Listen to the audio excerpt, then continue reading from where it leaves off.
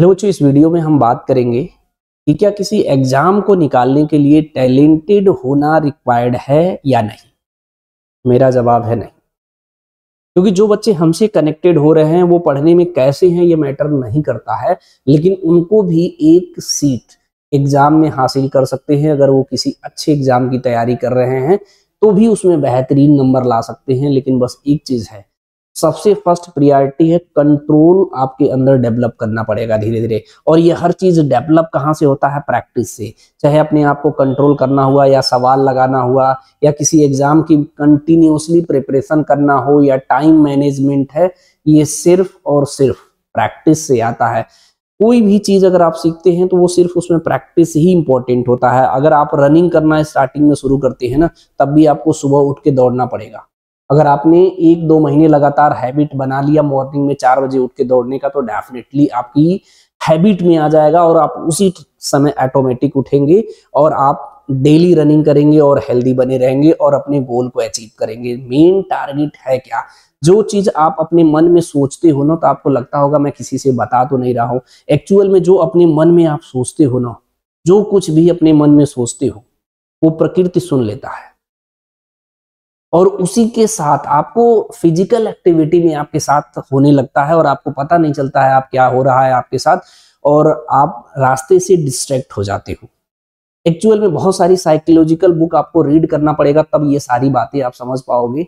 लेकिन आपके पास इतना टाइम नहीं है। अगर आप किसी कंपटीशन एग्जाम का टारगेट बनाए हो तो आपको अपने गोल पर फोकस करने के अलावा आपके पास टाइम नहीं है कि वहां पर अचीव करो। इसलिए हम बहुत सारी तथ्यों पे बात करते रहेंगे, आप लोग से बहुत सारे स्टेटमेंट पे बात करते रहेंगे। जो हमसे जुड़ रहे हैं वो रास्ते से बिल्कुल भटके नहीं। पढ़ाई कितना किए हैं ये मैटर नहीं करता है। मैं एक एग्जाम्पल छोटा सा ले रहा हूँ। जो हमसे जुड़ रहे हैं बच्चे नीट 2025 के लिए, उनको मैं स्पेशल बात बता रहा हूँ, सिर्फ इतना करके जाना, आप कभी भी नॉट क्वालिफाइड नहीं होगे और रैंक बहुत बेहतरीन आएगा। लेकिन इसे करना कैसे है, ध्यान से समझो। करना बहुत ज्यादा चीज नहीं करना है।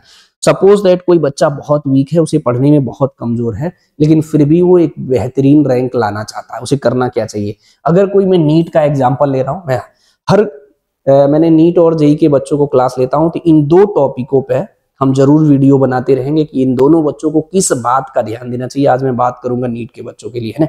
सेम अप्लाई आप जेई मींस में, एडवांस में भी कर सकते हैं, अदर कंपटीशन में भी अप्लाई कर सकते हैं। देखिए, सबसे पहले है सिलेबस। सपोज दैट आपको लग रहा हो अरे मेरी तैयारी हुई नहीं है सर, मैं तो बहुत परेशान हूं, मैं तो उलझुल सब खिचड़ी बना है। कोई बात नहीं, एक बढ़िया सा कॉपी खरीद के लाओ, भले ही वो रफ ही क्यों ना हो, कोई मैटर नहीं करता है। साफ सुथरा उसमें सिलेबस लिखो। आप कहोगे सर मेरे पास टाइम नहीं है। सिलेबस लिखो। सिलेबस लिखते समय आपको याद आ जाएगा कि इस यूनिट में ये हेडिंग है। एक्चुअल में क्या है, जब से ये ऑनलाइन आया है, पीडीएफ देखना, बुक में कुछ भी ना लिखना, माइंड में प्रॉपर कैप्चर नहीं कर पाता है। या तो आप वॉकिंग करके लर्न करें या कॉपी में नोट करें। आपकी लर्निंग कैपेसिटी तो स्ट्रॉन्ग बनाना ही पड़ेगा। और ये कैसे बनेगा? प्रैक्टिस से। ध्यान देना, बिना प्रैक्टिस का तो कुछ अचीव हो ही नहीं सकता है ना। प्रैक्टिस करके तो आप एक ऐसे बच्चे को पीछे कर सकते हो जिसमें आप कोई कल्पना भी नहीं कर सकता है। जो पढ़ा भी रहा होगा वो भी कल्पना नहीं कर सकता कि ये कैसे हो गया। दूसरा, अगर आपने सिलेबस नोट डाउन किया तो सबसे पहले थ्योरी देखिए, उसमें क्या क्या थ्योरी है। मेन कीवर्ड नोट करिए, सारी कहानी नोट करने की जरूरत नहीं है, ठीक है। दूसरा चीज, नीट के पीवाईक्यू। नीट के पीवाईक्यू को, क्वेश्चन को समझिए, क्या क्वेश्चन पूछा है, कौन सा फॉर्मूला यूज हुआ है, और कुछ भी अभी नहीं कह रहा हूं करने के लिए।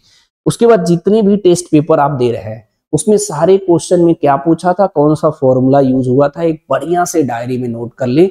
और ये डेली प्रैक्टिस करना है। अगर आपका ये नोटबुक तैयार हो जाता है तो इसे डेली प्रैक्टिस करें। जैसे जैसे पीछे से तैयार होता जाए आप उसे मल्टीपल प्रैक्टिस करते रहे। उसके बाद जो आपके पास टाइम बचता है उसमें क्वेश्चन की प्रैक्टिस करें, इसके अलावा कुछ नहीं। यही 2 चीज, सिर्फ ये 2 चीज आप करते रहें, आप अपना रैंक देखेंगे। हो सकता है आप 700 प्लस नंबर लाओ। सिलेबस इसलिए कि कोई बच्चा फिजिक्स पढ़ रहा है तो केमिस्ट्री वीक हो रहा है, केमिस्ट्री पढ़ रहा है तो बायो वीक हो रहा है। और दूसरी बात, ये जो नीट के पेपर की बात कर रहा हूं, अगर किसी की तैयारी ठीक नहीं हुआ है तो बहुत जल्दी 20 से 25 दिन में कोशिश करे कि वो चैप्टर वाइज पूरा पीवाईक्यू खत्म कर ले। नहीं तो ईयर वाइज लगाना शुरू कर दे। ईयर वाइज कहां से लगाए? वो 2024 से लगाना शुरू कर सकता है, या 1998 से भी क्वेश्चन पेपर डाउनलोड करके वहां से लगाना शुरू कर सकता है। नहीं, मार्केट से बुक परचेज करके सिस्टमेटिकली। हाँ, जो कुछ भी प्रैक्टिस करना, लिख के प्रैक्टिस करना, बिना लिखे प्रैक्टिस नहीं करना। अगर आप चाहते हो बहुत बेहतरीन करना तो आपको कुछ करना पड़ेगा। देखो इसके पीछे बहुत सारे साइकोलॉजिकल रीजन है। मैं छोटे छोटे वीडियो क्लिप में सारे साइकोलॉजिकल इफेक्ट हम आपको बताते रहेंगे। अगर आप किसी से इंप्रेस होते हो तो वो भी साइकोलॉजिकल इफेक्ट है, क्योंकि वो थोड़ी बहुत साइकोलॉजी इंसान सीखता है कि हम अपनी बातों से किसी दूसरे इंसान को कैसे मोटिवेट करके, मैनिपुलेट करके अपने कोर्स को सेल कर सकते हैं। ये टोटल साइकोलॉजी है। ये आपको समझ में नहीं आ रहा क्योंकि आपका एज बहुत कम है, अभी आपको कोई जानकारी नहीं है। जो बच्चे जानकार हो गए हैं वो घर में बंद करके दरवाजे बुक परचेज करके सेल्फ स्टडी कर रहे हैं, लिख के पढ़ रहे हैं, बढ़िया सा रैंक ला रहे हैं, फिर जाके वही दूसरी कोचिंगों में बता रहे हैं कि मैं यहाँ से पढ़ा हूँ और वहां से कुछ पैसे भी ले रहे हैं। बताइए, अगर केयरफुली आप नहीं अभी से ध्यान दिए तो समझ लो आप डूबने वाले हो। मुझे पता है कि हर एक बच्चा अपनी जिंदगी में बहुत बेहतरीन कर सकता है, मिस गाइड की वजह से वो रास्ता पकड़ नहीं पा रहा है। और एक्चुअल में ऐसा नहीं है। मेरा यूट्यूब पे मकसद है कि मैं आप लोग को इस तरीके की बातें बताऊं या मैं अपना ग्रो कराऊं। मेरा भी मकसद है, मेरा ऑफलाइन सेंटर है, मैं ऐड इसी पे करता रहता हूं, ताकि अगर किसी बच्चे को ऑफलाइन ज्वाइन करना है तो हमारे यहाँ के पढ़ सकता है, और कोई ऑनलाइन भी पढ़ना चाहता है तो हमसे पढ़ सकता है। मेन मुद्दा है बच्चे जो डिस्ट्रैक्ट हो रहे हैं, जिसको जहां मन करे वहां पढ़े, दिल खोल के पढ़े, लेकिन अपने जीवन का टाइम वेस्ट न करे, चीजों को सही से समझे। हम बहुत सारे टॉपिक पे काम करने वाले हैं। बस आज इस टॉपिक का मेरा एक क्वेश्चन का जवाब देने आया था इस वीडियो में कि टैलेंटेड रिक्वायर्ड नहीं है, आप सिस्टमेटिक प्लान करके आप बेहतरीन रैंक मार सकते हैं। बहुत सारे एग्जांपल मैं देना चाह रहा था, वो दे भी सकता था। जैसे ये ना सोचना कि आप टेस्ट दिए फेल हो गए। थॉमस अल्वा एडिसन अगर ऐसा सोचते होते तो आप उजाले में आज नहीं रहते, अंधेरे में ही रहते। हर इंसान कभी ना कभी फेल होता है, लेकिन लोग उसका फेलियर देख के समझते हैं अरे वो तो अनसक्सेसफुल है। पता, जितनी बार फेलियर मुझे उसके हथियार बनाओ, चीजों को पकड़ो कि किस पॉइंट पे फेल हो रहा है। अगर आपको पॉइंट समझ में आ गया तो डेफिनेटली आपको कोई रोक नहीं सकता बेहतरीन करने के लिए। तो आज के लिए इस वीडियो को एंड करते हैं। मैं छोटे छोटे टॉपिक पे हर एक पॉइंट्स का जवाब वीडियो क्लिप में आपको जरूर देंगे।